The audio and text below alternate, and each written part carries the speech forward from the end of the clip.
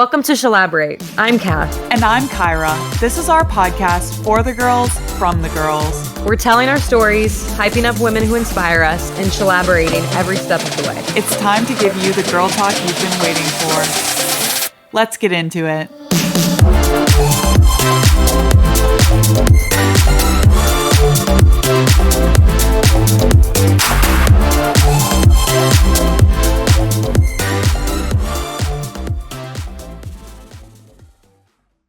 All right, welcome back, Shelaborators. Hello.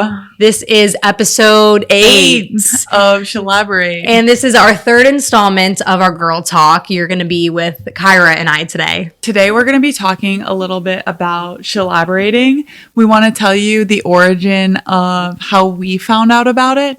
And we also wanted to share a little bit about what we think shelaborating is because that's our podcast name. Yeah, and because that's definitely the number one question we get. Yeah. Also, if you haven't, take a look at episode 7. It's our mansplaining episode. And we do give a little tidbit, a little bit of a taste of what we think shelaborating is. Yes. So we wanted to give you a whole episode of what we think shelaborating looks like. So should we go into the origin story? Yes. Okay, so earlier this year in March, Kathleen and Poppy had a girls' trip planned. They were planning on going to Patagonia. So Poppy and I, we have this thing. We've known each other for a really long time. And every time that we come back from a deployment or have some sort of work trip, we always do some sort of hike. So the first deployment that we had, we did the Nepali coast in Hawaii. And so this time when I got back from my last deployment, we're like, let's do a hike. What are we going to do? Obviously, Patagonia. It's on everybody's bucket list. And so I will say she did do most of the planning. And it was supposed to be just her and I. And kind of last minute, she invited her little sister and her little sister's husband. And it was kind of spur of the moment. It was, hey, you should come on this with us. And they were just happened to be free that week. And then you were as well. Like you weren't going to be. No. So I was up in DC and I suddenly moved back here. And when I moved back, the first thing when I told Poppy, hey, I'm moving back, I'm going to be in North Carolina, she said, okay, well, come to Patagonia with us. And literally that night I talked to my husband. I bought tickets. I did everything. She just sent me the itinerary. So really seriously spur of the moment, join the Patagonia trip. Definitely would recommend. A million times recommend. It was one of the best trips I've ever taken. I think we should do an episode about our trip. But we bring this up to say when we were hiking, Poppy's little sister introduced us to the term shelaborate. Yeah. As you're hiking, just picture, you're on a hike, so no one's on their phones. The through trek is pretty long. So you're spending, I would say we spent about 6 to 8 hours a day at just least walking and talking. It was just like quality bonding time with each other. And we chatted pretty much the whole time we were walking. The entire time. Poppy's little sister brought up, hey, do you guys want to shelaborate with me? And we are like, what is that? Side note, Poppy's little sister, very stylish, very fun. I feel like she's kind of an it girl to me. Yeah. In my mind, she is definitely an it girl. She lives in a fun city. She kind of, I think, is always on the cutting edge in my mind. Maybe because she's a little bit younger than us. But I say this because Poppy and I were super unsure about wearing white sneakers. And we asked her little sister. Really? And her little sister was like, yeah, guys, white sneakers are so in. Yes.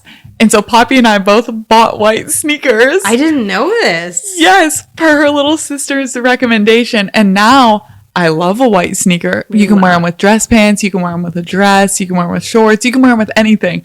But I didn't know at first. She told us. So in my mind, Poppy's little sister is an it girl and kind of like a gal's gal that you can always go to for the coolest fashion, coolest anything. Fun to have around, just a great time. And her husband, I had met him before, but that was the first time I had really spent time with him, and just a great great time. It was a great group to have doing that. Absolutely. And so she asked us, hey, do you guys want to shelaborate while we're walking? Yeah, and then she kind of explained what it was. I don't know. Do you remember her definition verbatim? I remember what she said is we're each going to pick a story. So she pick a told topic. us, pick a topic. She told us the day before, we're each going to pick a topic, and then we're all going to ask questions to expound on the story and get the nitty-gritty details of it. And that is shelaborating. Mm-hmm. And we were all in. We're like, okay, we took it very seriously. Yes. We each got kind of a data prep. We each got not a set amount of time to shelaborate about a specific topic of our choosing. And that was just your time. You had the floor. You could talk about this one topic. People were going to ask you questions. You were going to elaborate on it and show your opinions. And it was just going to be your time to shine. It was so fun. What was your topic? Mine was Poshmark. Oh, yeah, Poshmark. Because someone did the Blake Lively. I think I did that as well. Yes, that one was very interesting. Because that was when the whole Blake Lively, Justin Baldoni stuff was going down. And I was just glued to that. Because Poppy is a huge Blake Lively fan. I knew that about her.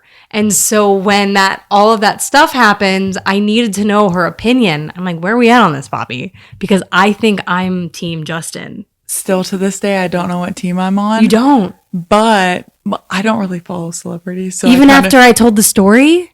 I was more interested after that because we all shelaborated on it. But I loved Poppy's little sister's shelaboration. What was it? Workplace drama. Yes. Relationships. Yes, she had a good one. Very much workplace drama. So we all went around, we told our topics, and we shelaborated to include Poppy's little sister's husband. Mm-hmm. He was all in on the shelaborating, which I truly loved. Girl. He's been trained. He knows how to shelaborate. Mm-hmm. So that's really where we learned to shelaborate. And then I think the rest of the trip, we were kind of obsessed with shelaborating. Well, that term, yeah. Yeah. All of us, for the most part, except you and I, are not living in the same area. And so we don't have daily communication. Obviously, we're all good friends, but it's not something that we're always, talking. So it kind of did fall off a little bit.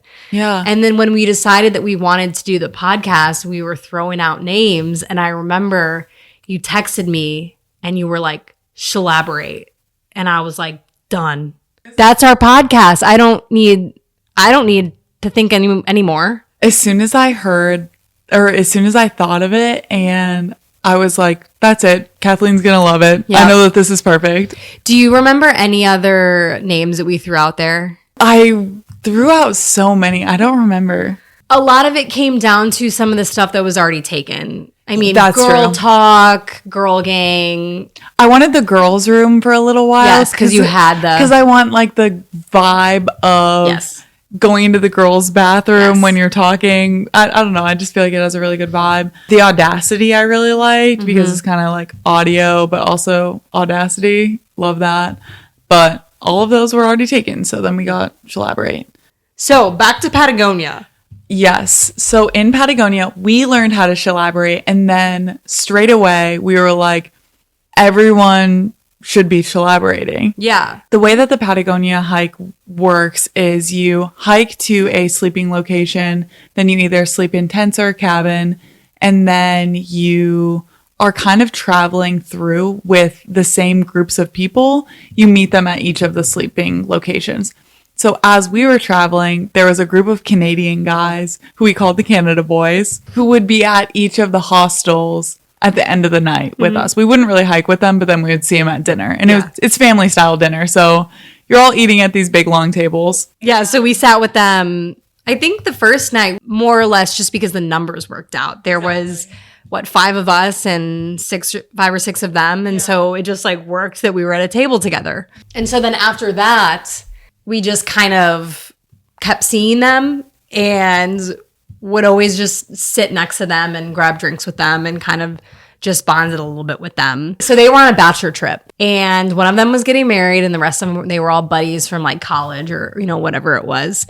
And I think that they had a friend dynamic potentially similar to what a lot of guys have, where sometimes they'll like bag on each other and kind of like make fun of each other, especially if there's girls around. Oh yeah, they were big on bagging on each other. Not a little bit, a big on that.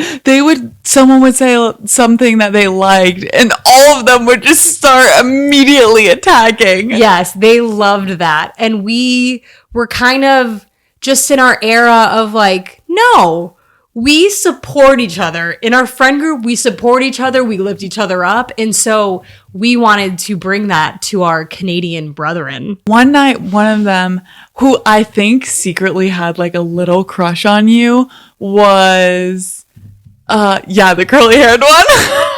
I knew it. He was trying to talk to you.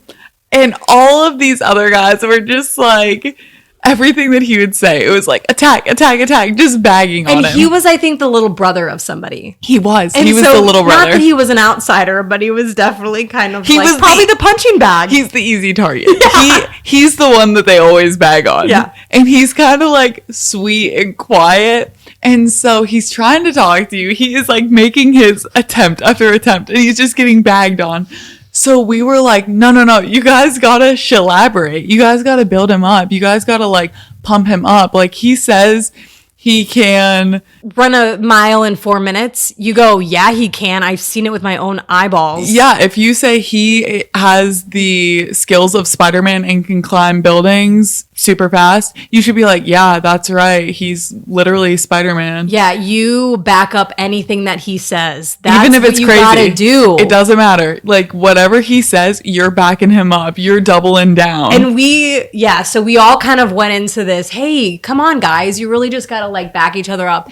And they liked this. They did like this a lot. It was like we unlocked this part of their brain. They're like, never considered actually backing up one of these guys before. But they took it very seriously. You could tell they were kind of like doing like a small group huddle of like, what do we do now? Yeah, you could literally see the gears turning in their brains as we were like, no, come on, hype each other up. Let's go. We got our dinner and we've just moved on from this topic. Now we're just chatting about a bunch of other things. But of course, this guy who has a little crush on you, he's like, okay, attempt number 2. Let me get this combo rolling again. So he tries to like start chatting you up again, and they start bagging on him. They fall into their old habits. They can't help it. They start bagging on him. And then he just turns around and looks at them and is like, no, guys, pump me up. Like, come on. Back me up. Come on, back me up. And then they start backing him up.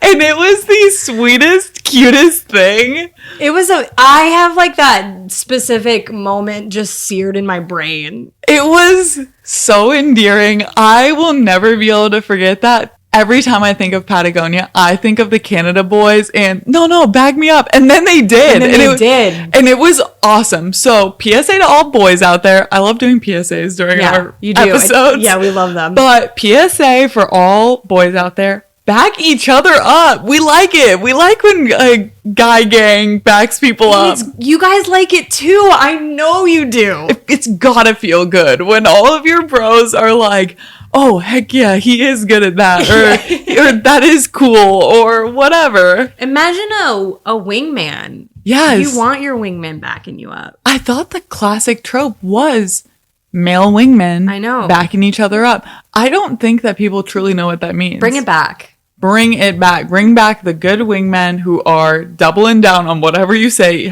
no matter how crazy it is. No matter how crazy it is. And also, if you guys are out there, if our Canadian friends are out there, let us know. Hit us up. We want to interview you. We want to interview you guys because what was that like for you guys? Yeah, we want to hear your side of it. And that was the incredible origin of shelaboration. That's where we learned it. And I think fell in love with it. Ever since then, we've been shelaborating. Never stop shelaborating. When we made the podcast, we were like, okay, what truly is the definition of shelaborate? And I think that we came up with a good and a bad side of shelaborating. I think we start with the positive first. I think, again, it's kind of a lot of different things. But to me, It's speaking about something that you're passionate about and sharing something that interests you with kind of a captive audience. Just taking something that's important to you and sharing that with other people. That's shelaborating to me. I think so too. I think it's when you want to share something and people are so interested that you just keep being able to share all of the nitty-gritty little details and they want to hear them. They don't want to just skip to the end and hear what happened. They want to know, and she was wearing red shoes and I parked over here, and they want the full image of every single thing that happened. And they will not stop asking questions until they get it. Women sometimes get like bagged on in compared to men because that is kind of a trope that women just constantly are pulling out all the stops, all the details when they're telling stories. And that's kind of what we think is shelaborating. And we love that. We want to know the details. I want to know what she's wearing. I want to know what you're wearing. I want to know all of that. Don't stop. Don't spare me a single detail. I want to know what they said. I want to know what they said next. I want to know what the person behind them, what their face was looking like. I want to know every detail. And I think that it's really fun to share stories like that because then you're kind of like reliving it with the person who's telling the story, and you can get really into it. And I feel like you kind of make like a connection when you're sharing stories like that, and you're not just like, yeah, so my day started out and the person's like, no, skip ahead later, like start later in the day. And you're like, okay, so I got breakfast, and they're like, no, later in the day. When did this take place? And I'm like, okay, so after work, so, obviously you don't always have time for your million sidetrack stories, but there's always a time and a place for stuff. But it's just so fun when chatting truly is the activity. And I think that women in particular love that. And it's like a way of bonding. I think that culturally, a lot of places, especially where food is like really like a centerpiece and spending time together, it's like that level of storytelling is like super important. And I feel like it needs to be brought back because people are kind of like used to that like instant or just like short text messages or something, but that doesn't like bring people together. And I think shelaborating does. I do want to bring this up. After our mansplaining episode aired, I did have a conversation with a couple people at work. So if you're interested, I did say I was coming back to this, but I think that there is no boundary to what you can shelaborate on. It's not a girl or a guy thing. It's not just shelaborating about makeup or, stereotypical girl things. You can shelaborate about football. You can shelaborate about cars. You can shelaborate about anything. There are no rules about what you can and cannot shelaborate about. I think you should shelaborate about whatever you're interested in. That is encouraged, and that's what we're trying to tell you. Yes. And that's why we started this podcast. I also think when you're framing things as shelaboration, it's very fun as the listener too, because it's something that even if you're not interested in, it's all about the other person sharing. So you're kind of like immersed in their thought process or, whatever environment they were in or the topic that they picked. And you're not worried about like, is this entertaining to me? It's not about that. It's all about the other person. So you're asking questions about a topic that maybe you don't care about, but you care about that person. You care about that connection. I think that shelaborating is incredible. Everyone should do it. Yeah, do it more, not less. So I also think that shelaboration is when you are giving the floor to someone or helping give a voice to someone who might not ordinarily have one. I think that kind of the key piece in what we were saying before is you have two people, someone sharing, but the other person is really focused on making that other person feel heard.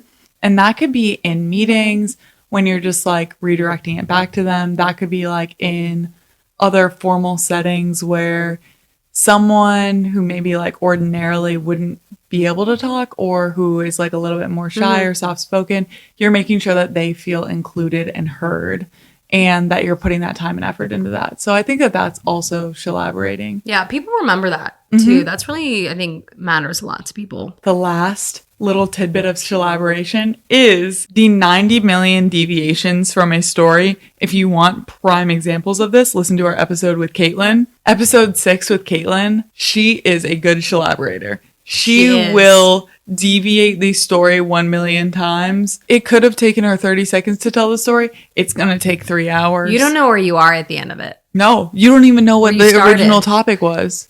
We had to have her recap.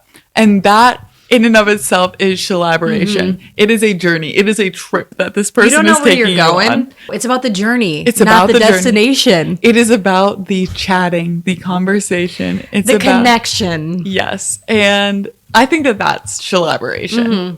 You're not worried about the end product of what you're saying. You're just trying to chat and have a good time. Well, I think that's cool because part of the reason I think putting this podcast together is giving a platform for women or other people that have cool stories, and being able to tell those stories is like what I'm super excited about. And just being able to like have that platform to be like, let's bring on, you know, this person with this really cool story and have them hear it and like have them relate to, you know, our audience. I love that.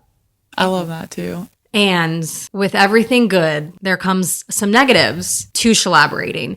And not necessarily that shelaborating in and of itself is a negative thing, but sometimes as women or potentially as men, when you find yourself in a situation that you're qualifying or quantifying maybe your experiences or your credentials, we also think that that could potentially be shelaborating. Shelaborating at its core is elaborating on everything. Yeah. When you have to over quantify why you deserve to be at the table, or why your idea is good, or why you belong there, or whatever continuously, I think that that is also shelaborating. Often when someone's mansplaining to you or won't give you the floor or is asking you those questions of like, are you really sure? Then you start over qualifying, over quantifying, and over justifying why your ideas are the way that they are. So your 30-second explanation goes and turns into a hour-long explanation because you want to make sure that you cover every base and that you're believed and that you belong there and people think that you know what you're talking about. Mm-hmm. Yeah, for sure. Sometimes being in these work environments and potentially being in situations where you do have to overqualify yourself, I have found that I have developed some traits that I'm not necessarily maybe proud of or would have if I wasn't constantly in these situations, like being called defensive or overqualifying or over explaining things. Because when you are constantly put in these situations, like, yeah, I do sometimes feel like I have to defend my position. I do have to constantly justify the fact that I'm even in this room right now, because some people don't even, you know, want me in here. They look at me and they think a certain thing about me. They think a certain thing about my intelligence level, what I should or should not be. Mm-hmm. That shelaboration sometimes comes out, that defensiveness sometimes comes out, and sometimes maybe an aggression that you wouldn't necessarily have otherwise if you didn't constantly find yourself having to overqualify and shelaborate. Along with like defensiveness, the other thing is all of the work that you put in prior to all of those engagements that you have. I've found myself, even before I'm asked things, I'm preparing slideshows or documents or like receipts in a way for the things that I know I'm going to say in a meeting. And none of my peers are doing that, but I'm just prepping just in case someone asks me these things. And I think that that's why it's kind of really the negative side of shelaboration, because that is a lot of extra mental and emotional work when you have peers who say something and it's taken at face value, and then you say something and you always have to justify or prove why what you're saying is true. Of course you're going to feel defensive. Or if every time you're asked to present something, you have to essentially show your work and how you got those answers. Mm-hmm.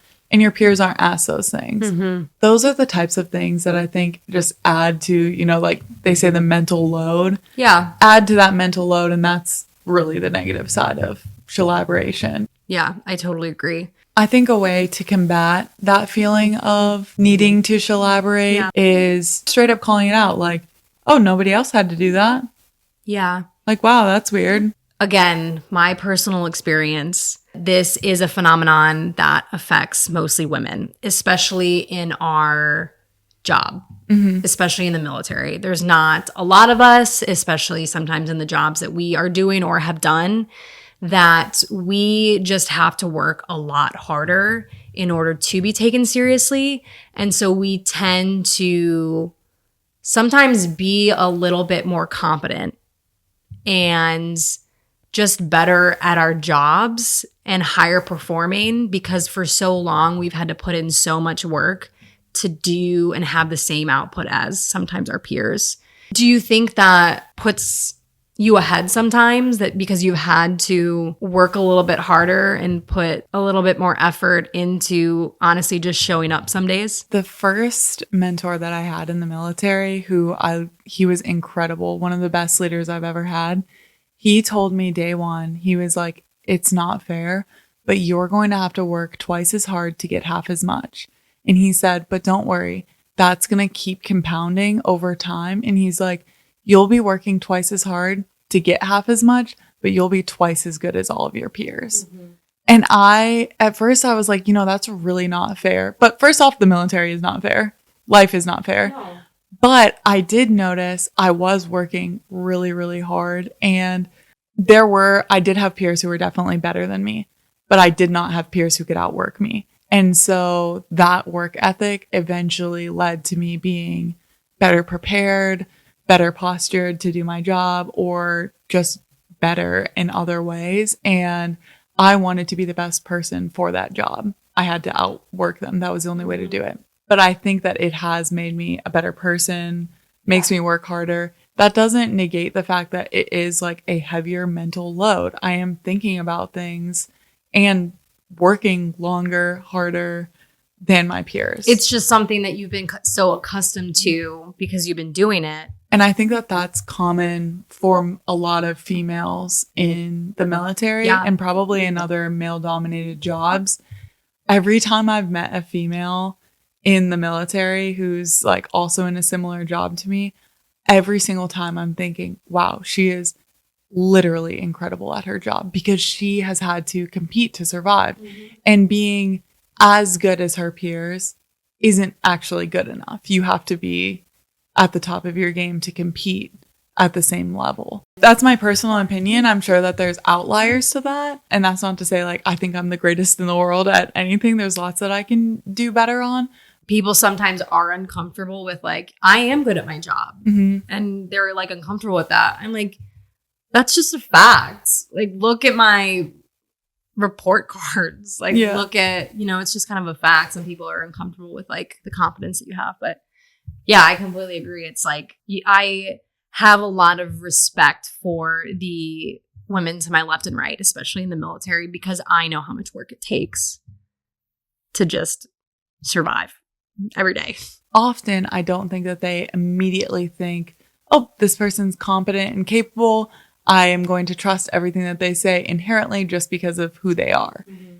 And I definitely have male peers who give off that aura, and good for them, great for them. If you are in that place, you should look at the people around you who don't immediately get that, street cred, and try to help build them up, especially if they are good at their job. Yeah, give them a platform. And give them a boost. Once you do get that platform, once you do build it up, you should also be a person who's like looking around and seeing who else can I help boost up. I think that can be a little bit of the negative side of shelaboration. Yeah. But overall, I see no negatives to shelaboration. No. It's something that is super, super fun. It's talking with your girls. It's supporting your girl gang. It's supporting the people to your left and right and telling them every last detail about that date you had. I don't know why I said that. I was going to say, do you have a date that you want to tell me about? Not one. So now that we've kind of hit what we think shelaborating is, hit us with your comments. Hit us with what you think shelaborating is. And the most important thing is that we want to dedicate this episode specifically to Poppy's little sister. If you're listening, you know who you are. And we just wanted to thank you for teaching us about shelaboration because it's been such a fun part of our girl gang and meeting other women and our podcast, really. Yeah. So we just wanted to say thank you for teaching us about shelaborating. True shout out to you. Join us next time for our next episode. We have a special announcement because we are starting our paid series on Patreon. So I think it's $5 a month. Anyone who is a subscriber on Patreon, you'll get some of our special episodes. We're calling it our Unhinged series. It's behind the paywall. Stay tuned for Shelaborate Unhinged. Thanks for joining us. We'll see you next time. Bye. Thanks for listening to Shelaborate. We can't wait to bring you more episodes. Don't forget to follow, like, and drop us a review. Our episodes are available on Apple Podcasts, Spotify, and Patreon. If you liked the show, post it on your social media and pass it along. Women supporting women is the whole point. We'll be back next week with more opinions, more stories, and more shelaboration. Until then, I'm Kath. And I'm Kyra. This podcast is for the girls.